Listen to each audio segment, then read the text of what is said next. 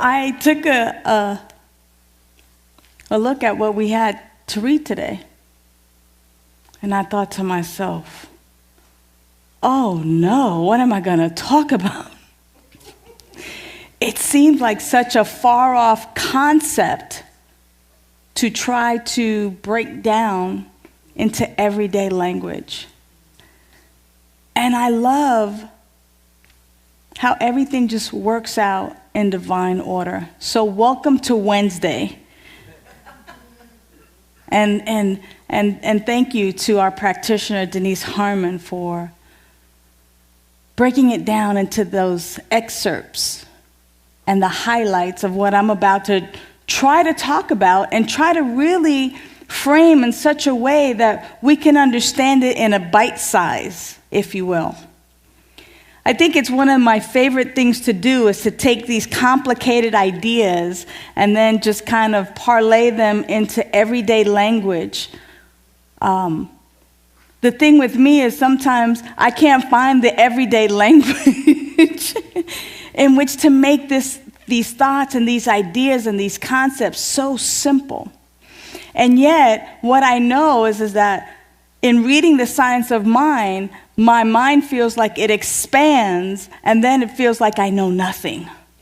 And I don't know if that's been your experience so far, day in and day out. What we have indeed been doing is reading the Science of Mind textbook, and our goal is to read it in a year by just kind of reading a couple of pages here and there and absorbing it and really understanding the thoughts and the ideas and the universal principles that Ernest Holmes spoke about and that he knew about and that he actually used in some of his lectures on Saturday nights and on, at different times. He didn't really use these lectures on a Sunday morning because he believed that these thoughts, these ideas, these concepts, these universal principles were so important that we can use them. And so he lectured on Saturday nights, so that this way people can go to their respective spiritual communities on Sundays. And he thought that these universal principles were so important that it would make Christians better Christians, Jews better Jews, Buddhists better Buddhists, because these universal principles apply to all.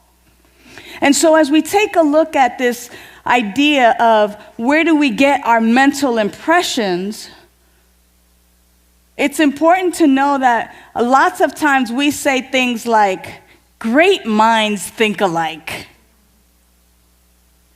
Great minds think alike.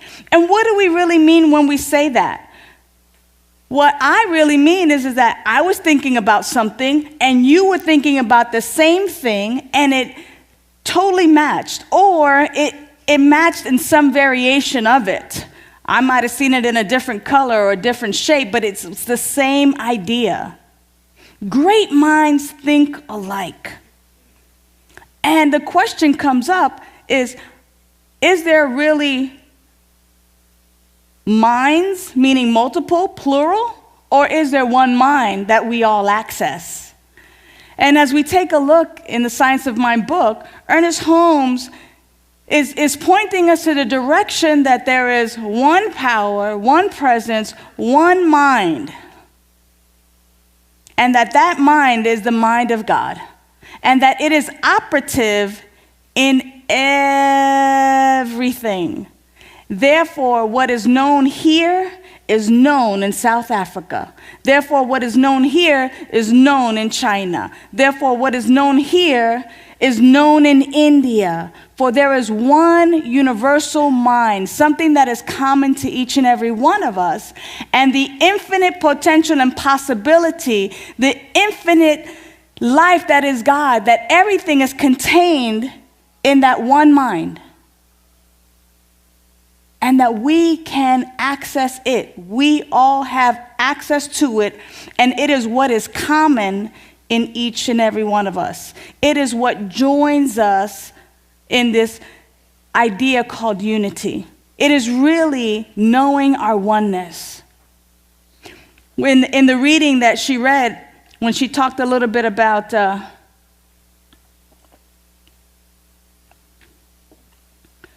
friends having the same idea and that it's just mental telepathy.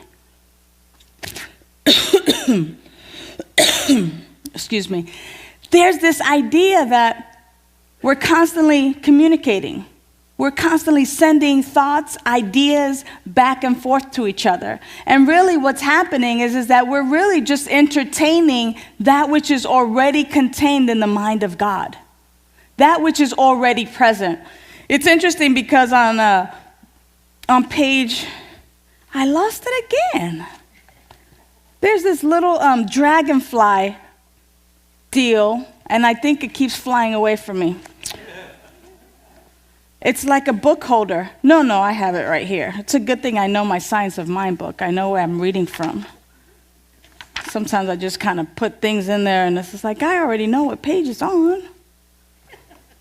Wait, am I right? No, I'm kidding. So on page 75, which is part of today's reading, it says, the paramount problem of philosophy now, as in the past, is how and from whence do we get our mental impressions? Where do we get our ideas? Pretty much. And, Sonny and I were talking in the car, and I was talking about the word impression. And impression, for me, is not just something that brushes over, but an impression is like an imprint. It leaves a mark. So where do we get these marks, these ideas that are like very profound, that are moving? Where do they come from? It's not just one of those thoughts that passes by like a cloud, but it's the ones that actually leave a mark. They leave an indentation. They're kind of the ones that say, pay attention to me, I'm important. Where do they come from? Where? Interesting. So we might get maybe some of these thoughts that have been maybe passed down through us from our parents. They may have said something over and over and over and over again. And now, as adults, we think these thoughts, they have made an impression on us, right? And maybe they got it from their parents and so forth and so on, right? Like I know one that my mom used to say all the time is money doesn't grow on trees. What do you think? I'm Rockefeller, or married to Rockefeller, right? So, that will like forever be in my erase. Right? Because it doesn't make sense, but it's something that's been there, right? That has made an imprint. And somehow or another, those imprints come from some misperceptions or some misbeliefs about who and what we are. And in the world of infinite possibilities, in infinite possibility, there is seeming duality, meaning there can be lack or abundance. You pick. That's where we get our opportunity to pick and choose what it is that we will continue to entertain.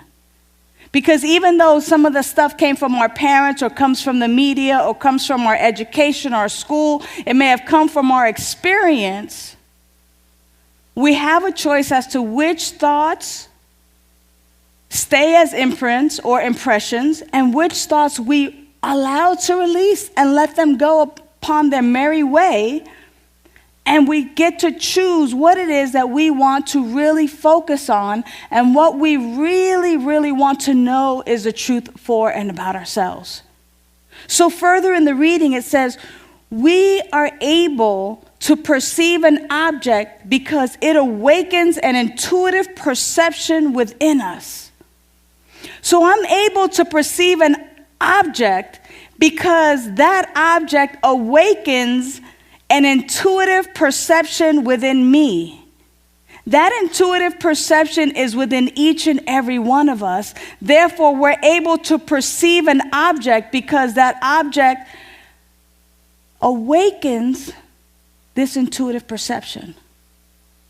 However, here's the kicker. And I wrote it down with some crayon in the back. The object perceives awakens the intuitive perception within us, But that intuitive perception is that which created the object in the first place. I got totally confused. I was baffled. So I'm able to perceive an object because it awakens this intuitive perception within me, yet there is something within me, which is that intuitive perception, that is what created the object in the first place.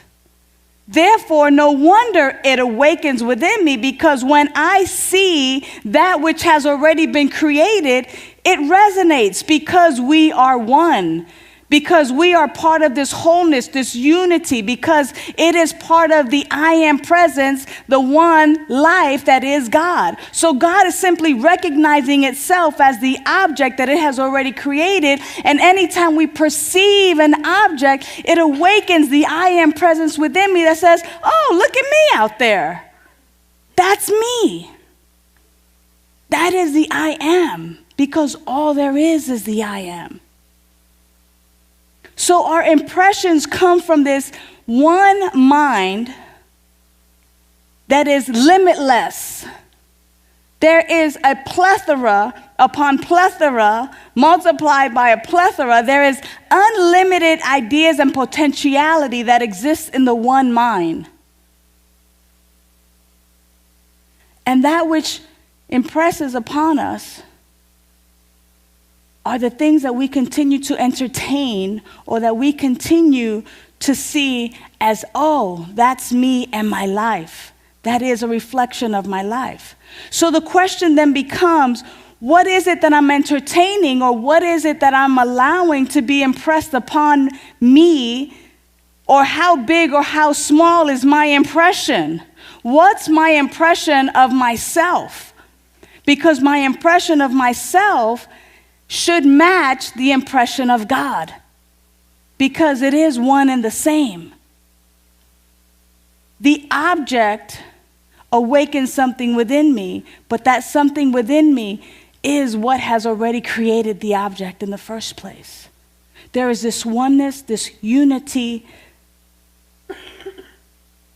This is what is common within each and every one of us. Therefore, the saying, great minds think alike. Because there is this one knowing that we just simply tap into. Consciously or unconsciously, it's constantly working. Just like when you think about calling your best friend and all of a sudden your cell phone rings and it's him or her calling you. You have simply just tapped into that one mind that said a phone call is due right about now. Or when you finish each other's sentences. Or when you say, hey, I had this great idea. And sometimes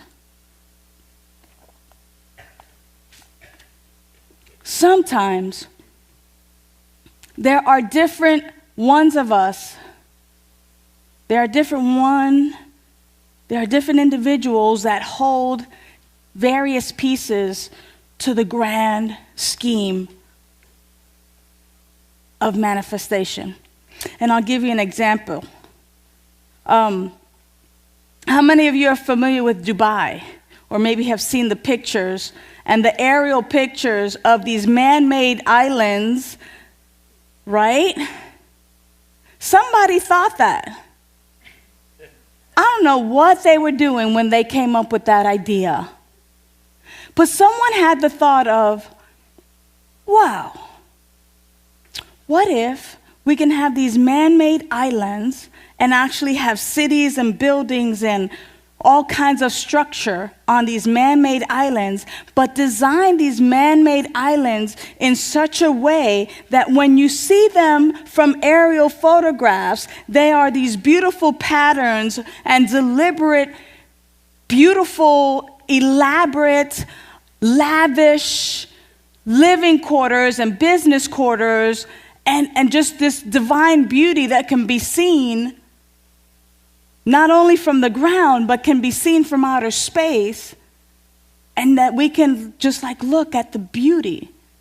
Now, somebody had that idea, But they may not have known of how to drag the sand from under the ocean to a specific pod and then level it and compact it and make it so that it was sturdy enough to hold these giant buildings. Somebody else had that piece.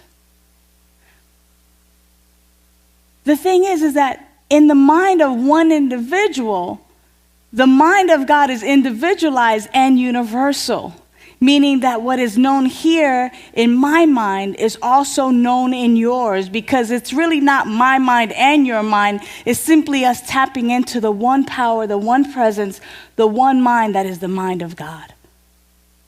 And that from there comes all source, all energy, all ideas, all objects, things that we have seen previously and things that are still yet to come because of the infinite possibility that is available to us. And so the question arises again is, what are you open and available to? In the world of infinite possibility, where there are no limitations, are we settling for the status quo? Are we settling for mediocrity? Are we just kind of moving along, doing what we do, because that's what we do until we die? Or are we open and receptive to a new impression, to a new idea, to a new way of being, to accepting the truth of the infinite possibility that is our very life? Because sky is not the limit unless we say it is. If we say it is, then we make it so. So am I just living my life as a minister, as a singer, or musician, a tap dancer, a plumber, an artist? Are we limiting ourselves to these titles and these roles because that is the impress that we've accepted out of infinite possibility? Or can we lay down the title and take on our true nature, which is Jody? Let me slow that down. G-O-D, G-O-D, G-O-D. That's who we are. That's who we are. If we want to take on a title, that is our title. That is our name. And we're part of that infinite possibility and potential. Am I open to not only expressing in this way as a great plumber, a great singer, a great tap dancer, a great preacher, a great teacher, a great fitness trainer, a great student, a great mom, a great dad, a great grandparent, whatever? Can we take that on and the fullness of who we really are and not just settle for that, but simply allow ourselves to be open and to be really in tune within the mind of God, open and receptive for another impression?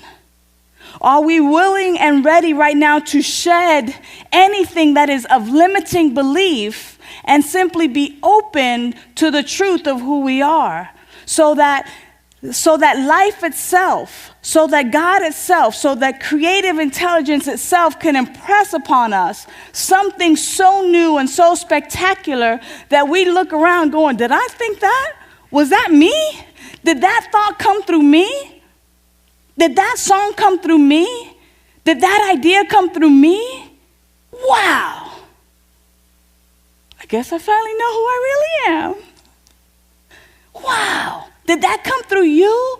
Amazing how you allow yourself to simply be open and receptive and allow these ideas to just simply flow through you that really benefit not just yourself, but humanity as a whole.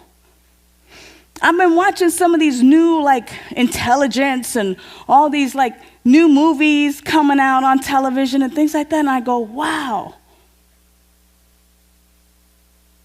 I wonder what state or what kind of work the writers did to imagine like the future in 2046.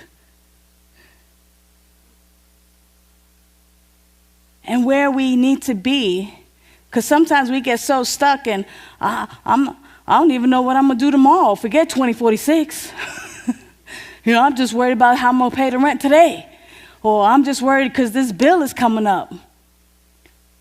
Imagine if we allow ourselves to really be in this place of, all right, I'm going to sit in the stillness, sit in the silence. I'm going to be open to a new way of living, a new experience, a new way of life. I'm willing to know my life as a life of God in such a new and exciting way that anything that comes to mind that might be different from what I've done up until now, I am willing to entertain and to really look at. Sometimes we poo-poo on our ideas or those thoughts that come to mind that are actually great inventions, thoughts, ideas, ways of being that will simply usher us into our greatness.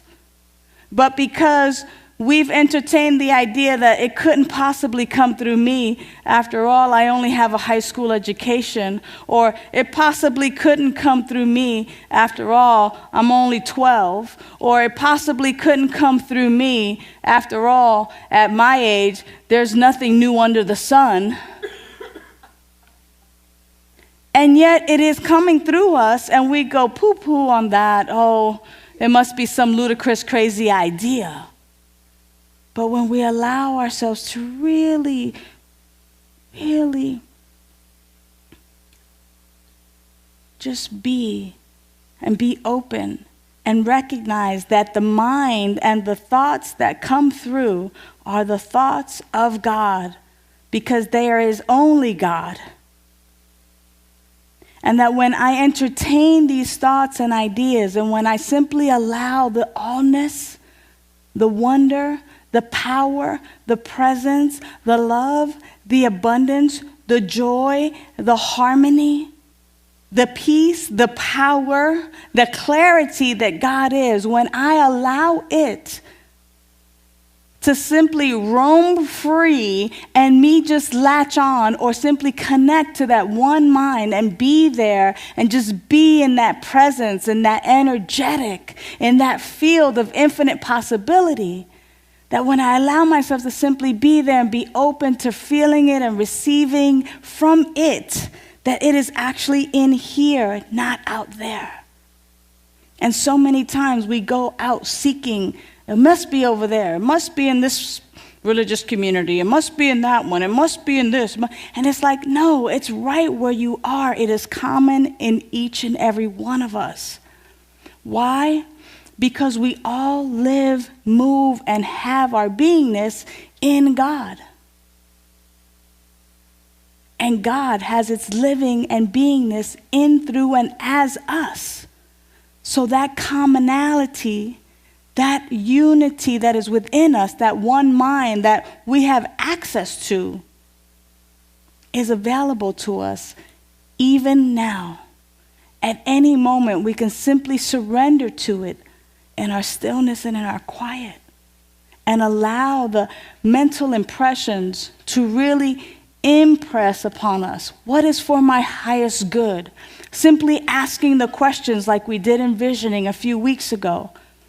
That when that becomes our practice, and we allow the energetic of the one mind to impress upon our hearts and our souls that which is for our highest and our best, and then are obedient to it, meaning we just say yes to it. Because we could say no, and frankly, a lot of us have said no to it. We've had those ideas, those thoughts. We've had that intuitive hit, that divine intuition that says, no, do this, beloved, go this way. And we go, but that's so unknown. I know the abuse. I know the mediocrity. I know the Sadness here, I'll stay over here. Many times we've already gotten that intuitive hit to go here, be here, know this. But we've settled for that because it's familiar. So we get to open ourselves up. We get to know that the impressions that we get are not some ludicrous craziness that happens, but we get to trust that there's one power, one life, one mind, that it is God, and that it is our life right now, and that the infinite intelligence that is God is available to us because we are one with it. I recognize the object because I am the creator of the object. That great I am presence that has created everything recognizes itself because it is the creative energetic that created it in the first place. I recognize you because I recognize the God within me. I am able to see God in me, therefore I see God in everyone. So we get to move away from the lies that we've been told. We get to move away from mediocrity. We get to move away from less than, average. And as a spiritual community now, we begin to really anchor in this truth that we have access to, and that the one mind lives within us. And the more and more I go within, I see the face of God as you, as you, as you, as everything. And that face of God is really the green light to go forth and experience freedom from all discord.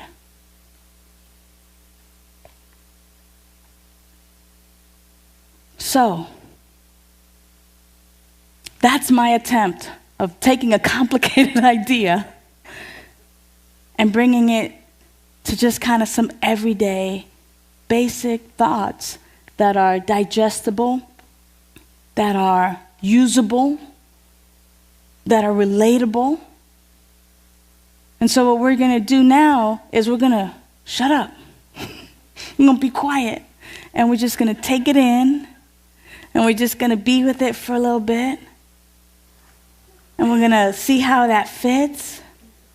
And we're just simply going to allow that great I am presence to move within us and to allow us to settle into this truth that where we get our mental impressions from is the one mind. So as you simply clear away anything that's disturbing you, distracting you, and just go within.